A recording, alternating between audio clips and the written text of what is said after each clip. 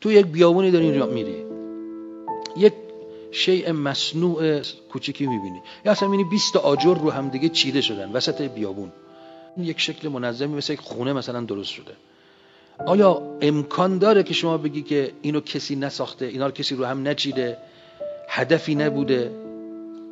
شما یک مصنوع عادی بشری رو میبینی، اینو میگه الان این میکروفون رو ما میبینیم، این اینترنت رو، این کتاب رو، این میز رو، این خودنویس رو میبینی، شما همچین حرفی نمیتونی بزنی. محاله بگی که این همینطوری تصادفی ساخته شده، شعوری اینو نساخته، اراده ای نبوده و هدفی نداره. در مورد یک خودکار اینو نمیتونه بگی، در مورد چند تا آجر که رو هم چیده شده اینو نمیگی. چطور راجع به عالمی حرف رو میشه زد؟ توی ماتریالیست وقتی که یه ساخته های بشری رو میبینی، یه اتومبیل رو میبینی، نمیگی که این تصادفی به وجود آمده و شعور و هدفی برش حاکم نبوده.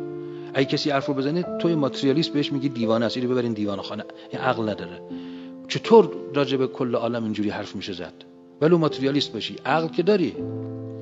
بنابراین این نظام شگفت انگیز جهان رو وقتی میبینی، حس میکنی، تجربه میکنی، عقلت این مقدار هماهنگی و نظم رو و این مصالح و آثار رو در این عالم، این پیوستگی رو میبینه، چطور هدفمندی رو در جهان نمیتونه بفهمی؟ چطور شعور و اراده و هدف رو کتمان میکنی؟